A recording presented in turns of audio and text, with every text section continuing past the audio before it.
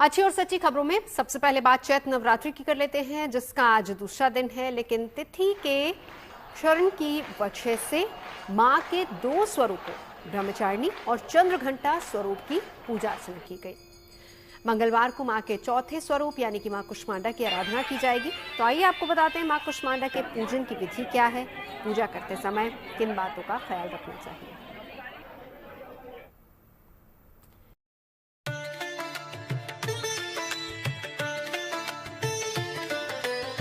जो भी यहाँ आता है हर मनोकामनाएं पूर्ण हो जाती हैं।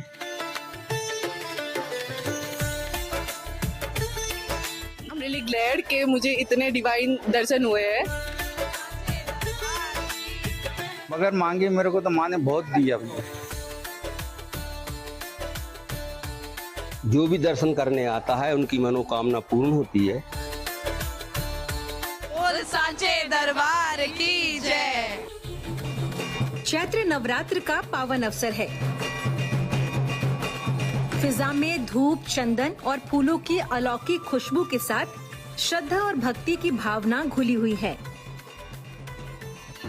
मंदिरों के प्रांगण घंटों की टंकार और जयकारों के जय घोष से गुंजायमान है। बोल सांचे दरबार की जय। नवरात्र में 9 दिन तक आदि शक्ति माँ दुर्गा के 9 रूपों के उपासना और साधना का विधान है। यही वजह है कि नवरात्र के दौरान दुनिया भर के मंदिरों में श्रद्धालुओं का हुजूम उमड़ता है। 31 मार्च यूं तो नवरात्र का दूसरा दिन है। तिथि का क्षय होने के कारण सोमवार को माँ के ब्रह्मचारिणी और चंद्रघंटा के एक ही दिन आराधना हो रही है।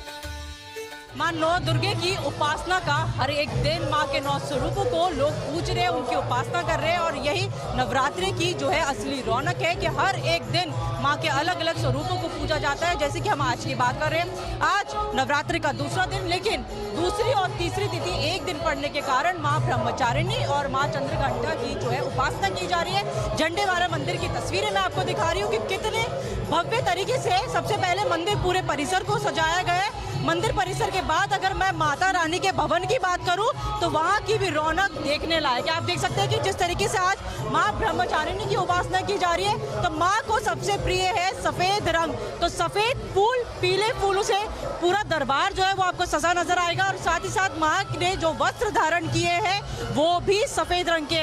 अद्भुत तरीके से अलग से भवन की रौनक नजर आ रही है। आप देख सकते हैं किस तरीके से आभूषण माँ को पहनाए गए हैं।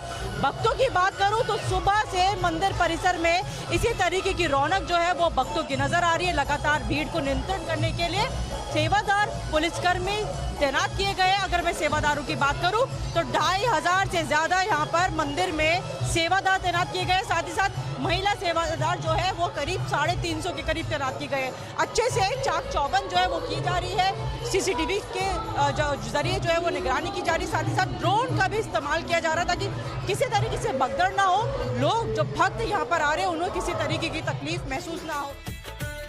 आपको बता दें कि आज द्वितीया तिथि सुबह 9:11 तक ही थी। उसके बाद तृतीया तिथि शुरू हो गई, जो 1 अप्रैल की सुबह 5:42 तक रहेगी। इसका मतलब ये है कि 1 अप्रैल सुबह 5:42 तक माँ चंद्रघंटा की साधना और उपासना चलेगी। उसके बाद शुरू होगी माँ कुष्मांडा की साधना और उपासना। माँ कुष्मांडा 8 भुजाओं वाली दिव्य शक्ति धारिणी माँ परमेश्वरी का स्वरूप है। माँ अपनी भुजाओं में धनुष, बाण, कमल पुष्प, शंख, चक्र, गदा, अमृत कलश और सभी सिद्धियों को देने वाली जपमाला धारण किए हुए हैं। पौराणिक मान्यताओं के मुताबिक माँ कुष्मांडा की पूजा और आराधना करने से साधक साधिका के सभी अभिष्ट काम पूरे हो जाते हैं। जिन श्रद्धालुओं के काम में बाधा या रुकावट आ रही है, उनके काम माँ कुष्मांडा की आराधना से सिद्ध हो सकते हैं। देवी पुराण में वर्णन है कि छात्रों को माँ कुष्मांडा की पूजा नवरात्र में जरूर करनी चाहिए, क्योंकि माँ छात्रों की बुद्धि का विकास करने में विशेष रूप से सहायक होती है। आपको बता दें कि माँ कुष्मांडा को पीला रंग अत्यंत प्रिय है, इसीलिए पीला वस्त्र, पीला पुष्प, पीली चूड़ी, पीला मिष्ठान, पीला चंदन अर्पित करें। माँ कुष्मांडा की पूजा करने वाले साधक को पूजन के दौरान पीला वस्त्र धारण करना चाहिए। इसके साथ ही घी, धूप, अक्षत और सफेद तिल का प्रयोग उत्तम माना जाता है। इसके अलावा मां कुष्मांडा को दही, पोहे और हलवे का भोग लगाएं। मां कुष्मांडा की पूजा करते समय हरे रंग के आसन का प्रयोग उत्तम माना जाता है। जैसे कि आज माँ ब्रह्मचारिणी और माँ चंद्रघंटा के रूप में माँ झंडेवाली का श्रृंगार और पूजन आरती किया गया है, वैसे ही कल माँ कुष्मांडा का पूजन अर्चन करेंगे। सर्वप्रथम तो माँ कुष्मांडा के पूजन के समय में हमें पीत वस्त्र धारण करने चाहिए और माँ कुष्मांडा को पीत चंदन से ही तिलक करके स्नान आदि कराना चाहिए। गंगा जल में पीत चंदन घोले और दूध मिसाए, फिर माँ चंद्रघंटा कुष्मांडा का स्नान कराए और उनको पीत आसन पे बैठाकर उनको दही और पोहा और हलवा इसका भोग लगाए और यथासंभव माँ कुष्मांडा के मंत्र का जप करें और जितना हो सके भगवती सृष्टि के पालन करता है तो सूर्य उदय होने से पूर्व ही माँ चंद्रघंटा कुष्मांडा को भगवान सूर्य नारायण के समीप में उनको सूर्य नारायण के दर्शन करते हुए माँ कुष्मांडा का आराधना करने का विधान है। मां कुष्मांडा की पूजा आराधना करते समय कुछ बातों का ध्यान रखना बहुत जरूरी होता है। पूजा करते समय काले रंग की किसी वस्तु का प्रयोग वर्जित माना गया है। सर्वप्रथम तो ये है कि काले वस्त्र का धारण नहीं करना चाहिए माँ कुष्मांडा की आराधना करते समय और संभव हो पीत पुष्प से देवी के जो सहस्रार्चन है उसमें से 108 नामों से भी हो तो भगवती के एक नामों से अर्चना करें। विशेष रूप से ध्यान रखने योग्य ये है कि जो भी व्रत करते हैं तो वो सूर्य उदय के बाद फलाहार ना सूर्य उदय के पूर्व फलाहार आदि ना करें, सूर्य अस्त से पहले भी फलाहार ना करें, सूर्य अस्त के बाद ही फलाहार आदि करने का विधान है। मां कुष्मांडा का वाहन सिंह है। इनकी भक्ति से आयु, यश और आरोग्य की वृद्धि होती है। मां कुष्मांडा अपनी 8 भुजाओं के माध्यम से हमें कर्म योगी जीवन अपनाकर तेज, बल और पराक्रम अर्जित करने की प्रेरणा देती हैं। उनकी मधुर मुस्कान हमारी जीवनी शक्ति का संवर्धन करते हुए विपरीत से विपरीत परिस्थितियों में भी अग्नि पथ पर चलकर सफलता पाने को प्रेरित करती हैं। दिल्ली से मनीषा लड्डा के साथ bureau report, good news today. और अब आपको डीआरडीओ की एक और उपलब्धि के बारे में बताते हैं। इस बार डीआरडीओ के वैज्ञानिकों ने ऑटोनॉमस अंडर वाटर व्हीकल यानी कि AUV का सफल परीक्षण किया है। AUV का ये परीक्षण पानी की सतह पर और पानी के अंदर किया गया, जिसमें ये पूरी तरह से सफल रहा। खुद से चलने वाली रोबोटिक पनडुब्बी भारतीय नौसेना और कोस्ट गार्ड के लिए बहुत उपयोगी साबित होने वाली है, क्योंकि इसकी मदद से समुद्र के अंदर निगरानी और जासूसी से जुड़े जरूरी मिशन आसानी से पूरे किए जा सकेंगे।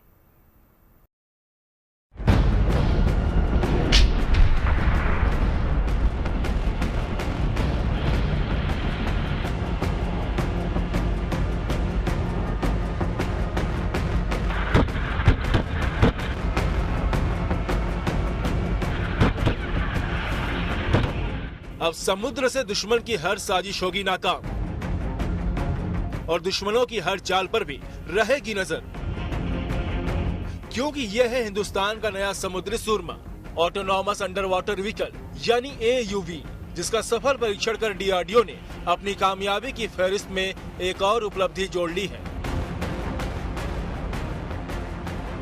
खुद डीआरडीओ की ओर से सोशल मीडिया एक्स पर इस high endurance autonomous under water vehicle के परीक्षण का एक वीडियो शेयर किया गया, जिसमें इस AUV को पानी की सतह पर और पानी के अंदर टेस्ट करते दिखाया। कई बार किए गए परीक्षण में यह पाया गया कि ये बिना किसी रुकावट के सही ढंग से काम कर रहा है, यानी टेस्ट के दौरान ये AUV सभी पैमानों पर खरा उतरा। डीआरडीओ के द्वारा जो high endurance under water vehicle का प्रशिक्षण किया गया है, इसमें मुझे 2 बातें बड़ी अच्छी लगती हैं। एक तो ये आत्मनिर्भर है, देश के द्वारा बनाया गया। डीआरडीओ ने अभी कई वेपन सिस्टम के सफल प्रशिक्षण किए और ये एक और है। दूसरी बात, ये नेवी की ताकत में इजाफा करेगा। भारत की समुद्री सीमा तकरीबन 7,500 किलोमीटर है। ऐसे में बहुत ज़रूरी है कि हमारी नेवी आधुनिक हो, ताकतवर हो, और DRDO जैसा हम जानते हैं कि कई नए चीज़ें बना, चाहे वो एयरक्राफ्ट कैरियर हो या मिसाइल सिस्टम्स हो या शिप्स हो, और ये under water autonomous vehicle 300 metre तक जा सकता है। इसका sonar system, communication system test किया गया है और सफल प्रशिक्षण रहा है। भारतीय नौसेना को लंबे वक्त से एक ऐसे ही AUV की तलाश थी जो समुद्र में दुश्मन को बिना भनक लगे उसकी साजिशों का पता लगाने और निगरानी करने में पूरी तरह से सक्षम हो। नौसेना की इन्हीं जरूरतों को ध्यान में रखकर ही naval science and technology laboratory यानी NSTL ने इस ऑटोनॉमस अंडर वाटर व्हीकल को तैयार किया है। इसकी खास बात यह है कि देश में बना ये AUV बेहद किफायती है और ये बेहद अत्याधुनिक भी है, जो लंबे वक्त तक समुद्र में रहकर जरूरत के मुताबिक मिशन करने में सक्षम है। ये ऑटोनोमस व्हीकल, ये इसको समझे कि हाई एंड्योरेंस यानी कि काफ़ी समय तक चल सकता है, दूर तक जा सकता है, 300 मीटर तक जा सकता है, और दूसरा ये कि अंडर वाटर है। तीसरा ऑटोनोमस यानी कि इसके अंदर किसी को बैठने की जरूरत नहीं, दूर से इसको कंट्रोल करके इसको चलाया जा सकता है। एक बात और यहाँ पर मैं बताना चाहूँगा कि इसमें प्री फेड टारगेट्स हो सकते हैं, यानी कि एक बार टारगेट दे दिया तो अपनी गहराई, दिशा और स्पीड अपने आप निर्धारित करके टारगेट पर जाकर उसके बारे में खबर हासिल कर सकता है। कई गुप्त मिशन भी ये कर सकता है। तो इस प्रकार से ये भारत की नेवी के लिए एक बहुत बड़ी ताकत में इजाफा होगा। देश की समुद्री सरहदों की सुरक्षा और निगरानी के लिए मौजूदा वक्त में नौसेना के पास आधुनिक जहाज, पनडुब्बी और ड्रोन जैसे विकल्प तो कई हैं, लेकिन खुद ब खुद मिशन करने वाले ऐसे ऑटोनॉमस अंडर वाटर व्हीकल अब तक नहीं थे। हालांकि इस कमी को भी DRDO और NSTL ने मिलकर पूरा कर दिया है। इसमें एडवांस सेंसर, सोनार तकनीक, हाईटेक कैमरे और रडार लगे हैं, जो इसे पानी की सतह पर और पानी के अंदर हर तरह की निगरानी और जासूसी के लिए उपयुक्त बनाता है, क्योंकि इसे इस तरीके से डिजाइन किया गया है कि ये खुद ही अपनी गहराई और दिशा तय कर सकता है। एक तो सोनार और कम्युनिकेशन सिस्टम इसका बहुत अच्छा है। सोनार की वजह से ये माइंस को, दुश्मन के सबमरीन्स को, दुश्मन के शिप्स के बारे में जानकारी देने में सफल रहेगा। इसके अलावा रिकॉनेसेंस कर सकता है, समुद्र के सतह की जानकारी मालूम हो सकती है, वहाँ पे कहाँ पे गहरा है, कहाँ पे चट्टान है, कहाँ पे ऊंचा है। तीसरी बात यह कि नेविगेशन में मदद करेगा। चौथी बात, हमें अर्ली वार्निंग मिल जाएगी। पांचवी बात कि ये गुप्त मिशन को भी अंजाम देने में सफल रहेगा। कहीं अगर हम कहीं कुछ रेड या कुछ करने, आक्रामक कार्रवाई करने जा रहे हैं, तो उसको लॉन्च करके पहले इसके द्वारा हमें खबर मिल सकती है। छठी बात यह है कि बहुत शांत है, इसका बारे में दुश्मन को आसानी से पता नहीं लग पाएगा, इसके सिग्नल्स बहुत कम है और ये सेल्फ नेविगेशन में भी सक्षम है। दुनिया के कुछ गिने चुने देशों के पास इस तरह के टेक्नोलॉजी मौजूद है, जिनमें अब भारत भी शामिल हो गया है, जिसके पास ये स्वदेशी high endurance autonomous under water vehicle है, जिसकी मदद से अब समुद्री निगरानी रियल टाइम में संभव हो पाएगी। शिवानी शर्मा के साथ bureau report, good news today. नक्सलवाद के मोर्चे पर सुरक्षा एजेंसियों को 3 दिनों में 3 बड़ी सफलताएं हासिल हुई हैं और इन 3 दिनों के भीतर 17 नक्सली मुठभेड़ में मारे गए, जबकि 50 नक्सलियों ने सरेंडर कर दिया। सुरक्षा बलों की इस ताबड़तोड़ कार्रवाई से छत्तीसगढ़ में नक्सलियों के पैर तेजी से उखड़ रहे हैं। दरअसल केंद्र सरकार ने मार्च 2026 तक देश से नक्सलवाद को पूरी तरह से खत्म करने का ऐलान किया है, जिसके कारण सुरक्षा एजेंसियां अब सटीक सूचना पर नक्सलियों के गढ़ में घुसकर ऑपरेशन कर रही हैं, जिसमें अब तक कई बड़े नक्सली मारे जा चुके हैं।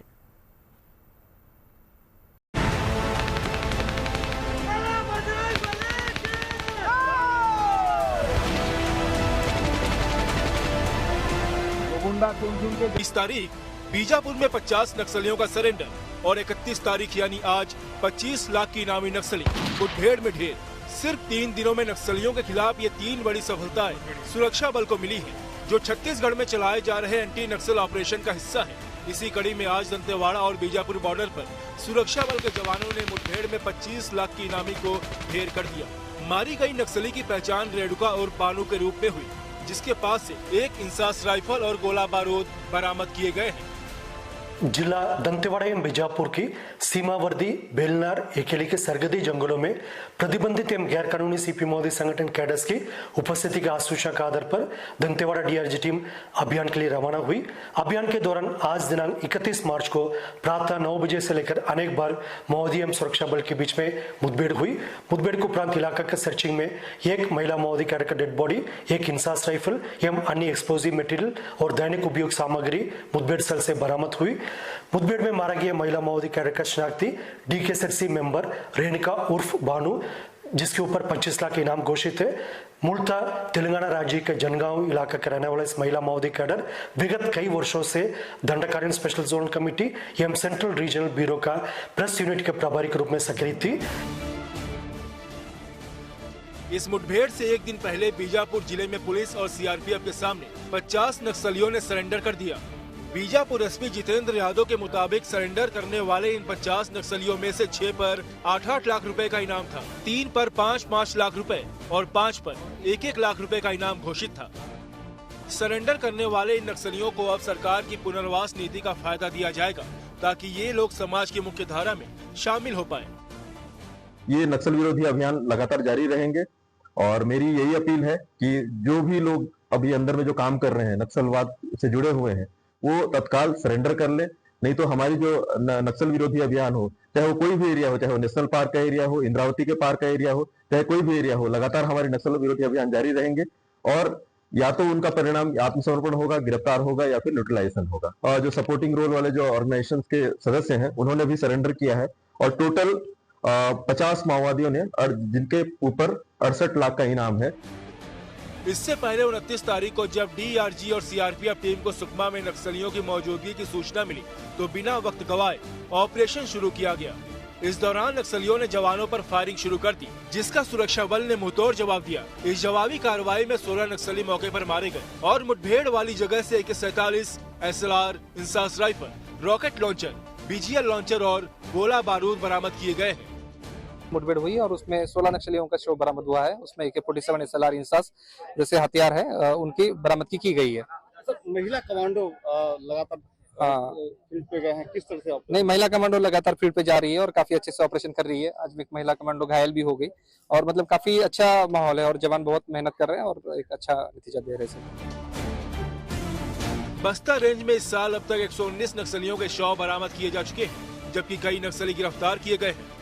सुरक्षा एजेंसियों का पूरा जोर इस वक्त छत्तीसगढ़ के नक्सल प्रभावित इलाकों में नक्सलियों के प्रभाव को पूरी तरह से खत्म करने पर है। इसके लिए एंटी नक्सल ऑपरेशन में लगे जवानों ने पूरी ताकत झोंक दी है ताकि 31 मार्च 2026 की समय सीमा के भीतर देश से लाल आतंक का पूरी तरह से खात्मा किया जा सके। केंद्रीय गृह मंत्री अमित शाह की तरफ से ये कहा गया है कि नक्सलियों के खिलाफ आने वाले दिनों में ऐसे ही बड़े ऑपरेशन होते रहेंगे और 2026 तक पूरी तरीके से नक्सलवाद को खत्म कर दिया जाएगा। दूसरी तरफ सबसे बड़ी बात यह है कि केंद्रीय गृह मंत्री अमित शाह 4 अप्रैल को दंतेवाड़ा भी जा रहे हैं। इसके साथ ही वो उन इलाकों में भी जाएंगे जो नक्सल प्रभावित इलाके हैं। इस सुरक्षा बलों के साथ मीटिंग कर आने वाले समय के लिए एक ब्लूप्रिंट तैयार किया जाएगा कि नक्सलियों को पूरी तरीके से कैसे समाप्त करना है। कुल मिलाकर के नक्सलवाद को पूरी तरीके से समाप्त करने का जो ध्येय केंद्र सरकार की तरफ से स्थापित किया गया है, उसको जल्द से जल्द पूरा किया जाएगा। जितेंद्र सिंह, GNT के लिए। कल से अप्रैल के महीने की शुरुआत हो रही है, तो बात उस सौगात की जो कि अप्रैल के महीने में देश के लोगों को मिलने वाली है। ये सौगात रेलवे की योजनाओं से जुड़ी है। खुद प्रधानमंत्री ये सौगात देने वाले हैं। तो क्या है ये सौगात, जानने के लिए आपको रिपोर्ट दिखाते हैं।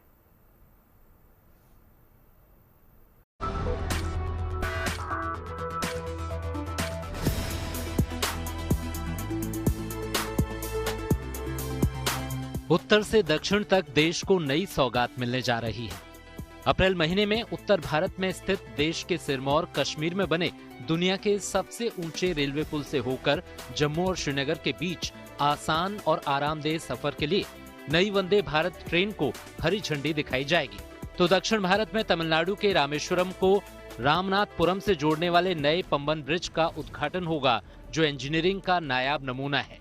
अप्रैल की शुरुआत में पीएम मोदी खुद रामेश्वरम जाकर पंबन पुल पर सफर का शुभारंभ कर सकते हैं। जबकि तीसरे हफ्ते में पीएम मोदी कश्मीर में चिनाब पर बने अनोखे पुल का लोकार्पण करने वाले हैं और कटरा से श्रीनगर के लिए वंदे भारत ट्रेन को हरी झंडी दिखाने वाले हैं। पहले आपको पंबन ब्रिज के बारे में बताते हैं, जिसका उद्घाटन बस चंद दिनों के बाद होने जा रहा है। खबर है कि पीएम मोदी 6 अप्रैल को रामनवमी के अवसर पर पंबन ब्रिज का उद्घाटन करने वाले हैं। यह देश का पहला वर्टिकल लिफ्ट ब्रिज है। इस पुल का शिलान्यास 2019 में हुआ था। 6 साल में इसका निर्माण पूरा हुआ है। पुल की लंबाई करीब 2.5 किलोमीटर है। इसके निर्माण पर 535 करोड़ रुपए की लागत आई है। ये ब्रिज रामेश्वरम को धनुषकोडी से जोड़ेगा। नया पंबन ब्रिज 114 साल पुराने पुल की जगह लेगा। इसे इलेक्ट्रोमैकेनिकल सिस्टम से चलाया जाएगा। इससे समुद्र में जहाजों की आवाजाही आसान हो जाएगी, क्योंकि जब कोई जहाज आने वाला होगा तब पुल को ऊपर उठा दिया जाएगा। इस काम में केवल 5 मिनट लगेंगे और सिर्फ एक आदमी इस काम को अंजाम दे सकता है, यानी ज्यादा मैन पावर की भी जरूरत नहीं होगी। लिहाजा सुविधा बढ़ जाएगी। खबर है कि पंबन पुल के उद्घाटन के अवसर पर पीएम तांबरम और रामेश्वरम के बीच एक नई ट्रेन को भी हरी झंडी दिखाएंगे। प्रधानमंत्री 6 अप्रैल को यहां उद्घाटन करने आ सकते हैं। उनके कार्यक्रम के बारे में ज्यादा जानकारी नहीं है। वे यहां उद्घाटन के लिए आ सकते हैं और जनसभा को भी संबोधित कर सकते हैं। अब बात कश्मीर में 28 साल बाद पूरी हुई रेल लिंक परियोजना की, जिसका उद्घाटन पीएम मोदी 19 अप्रैल को करने वाले हैं। इसके साथ ही कश्मीर के लिए पहली ट्रेन का इंतजार खत्म हो जाएगा। इस लाइन पर वंदे भारत ट्रेन चलाई जाएगी, जिसे पीएम मोदी हरी झंडी दिखाएंगे। अभी जम्मू रेलवे स्टेशन पर काम चल रहा है, इसलिए वंदे भारत ट्रेन फिलहाल कटरा से चलेगी। कटरा से श्रीनगर जाने वाली ट्रेन भारत के पहले केवल स्टे रेलवे पुल अंजीखात ब्रिज से होकर गुजरेगी। साथ ही ये ट्रेन दुनिया के सबसे ऊंचे रेलवे पुल चिनाब ब्रिज से भी गुजरेगी, जो अपने आप में खास है।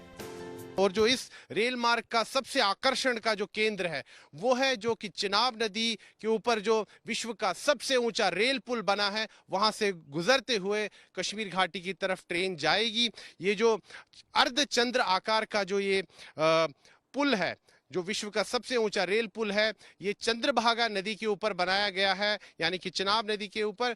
और इसका जो ये रेल मार्ग का जो ये सबसे खासा आकर्षण यही है, क्योंकि ये जो अर्धचंद्र आकार का जो ये रेल पुल है, ये पेरिस के आईफल टावर से भी ऊंचा है, दिल्ली के कुतुब मीनार से भी ऊंचा है।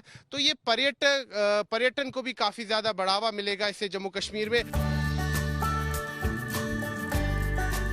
जाहिर है अब ट्रेन कश्मीर घाटी तक जाएगी और जम्मू से लेकर कश्मीर अब रेल सेवा से जुड़ जाएगा। तो जम्मू कश्मीर की अर्थव्यवस्था को काफी फायदा होगा और दिल्ली से कश्मीर जाना आसान हो जाएगा।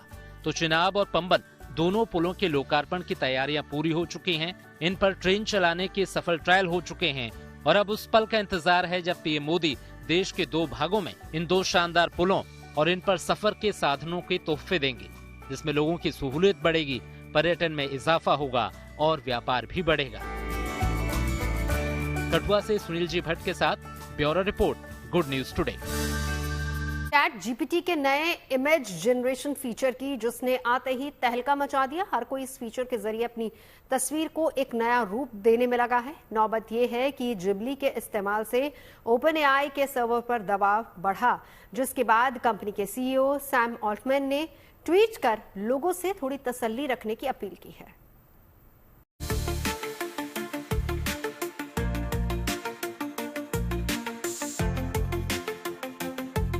सोशल मीडिया पर जिंदगी इस वक्त जिबली बनी हुई है। क्या नेता, क्या अभिनेता और क्या आम लोग। जिबली का जादू सभी के सर चढ़कर बोल रहा है। तस्वीरों को जिबली इमेज में बदलने का क्रेज इस कदर है कि OpenAI ने भी अपना सर पकड़ लिया है। हाल ये है कि OpenAI के CEO सैम ऑल्टमैन को यूजर से थोड़ा थमने की अपील करनी पड़ी है।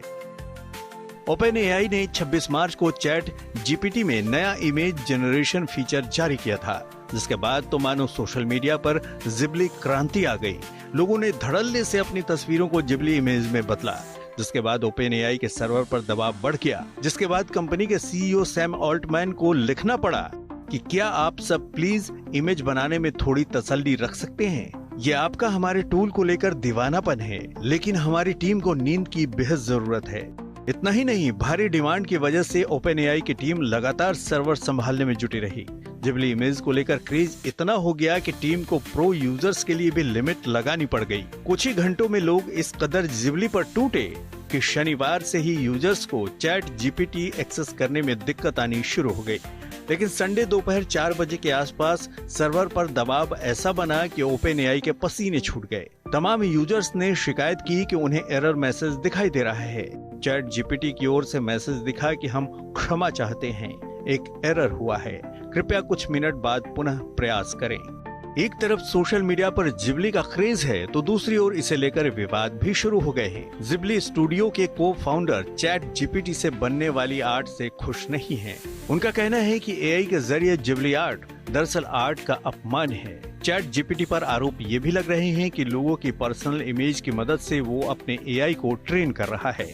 फिलहाल इन आरोपों और विवादों के बीच जिबली का जादू लोगों के सर चढ़कर बोल रहा है। Bureau report, good news today. अब आपको म्यांमार लिए चलते हैं, जहां भूकंप के बाद रेस्क्यू का काम युद्ध स्तर पर चल रहा है। अब सैकड़ों लोगों को बचाया जा चुका है। इस रेस्क्यू मिशन में एक ऐसे शख्स को बचाया गया जो मलबे के नीचे फंसे 40 घंटे तक फंसा हुआ था, लेकिन राहत टीमों ने इस शख्स को सकुशल बचा लिया।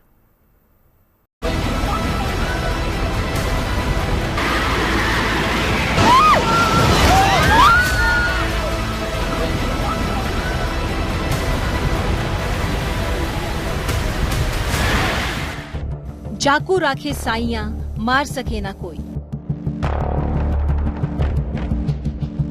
इन लाइनों से हकीकत में रूबरू होना है तो म्यांमार में जारी रेस्क्यू की इन तस्वीरों को देखिए, जहां मलबे के नीचे फंसे एक शख्स को 40 घंटे बाद बाहर निकाला गया।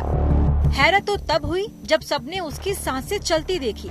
इसे कुदरत का करिश्मा कहें या जिंदगी का जज्बा। खैर, शख्स को जिंदा देखकर बचाव दल भी मुस्कुरा उठे। म्यांमार में आए भीषण भूकंप में कई इमारतें जमींदोज हो गई, सड़कें उखड़ गई और जिंदगी बिल्कुल थम सी गई। ऐसे वक्त में दुनिया भर की रेस्क्यू टीमें मदद के लिए वहां पहुंची। ऐसे ही चाइना की एक रेस्क्यू टीम भी राहत काम में जुटी हुई थी। उन्होंने ओटारा थेरी अस्पताल के बिल्डिंग के मलबे को मशीनों की सहायता से काटना शुरू किया। इतना वक्त बीत जाने के चलते रेस्क्यू टीम को भी जिंदा बचे लोगों की उम्मीद कम थी। तभी उन्हें अस्पताल की पहली मंजिल पर दबे एक बुजुर्ग मरीज मिले। उन्होंने बुजुर्ग को बाहर निकाला और तुरंत ही इलाज के लिए दूसरे अस्पताल भेजा। आपदा के कहर से जूझ रहे म्यांमार के बीच ऐसी खबरें सुकून देती हैं। उम्मीद है रेस्क्यू मिशन में ऐसी कई और जिंदगियों के जीत की कहानी सामने आएगी। Bureau report, good news today.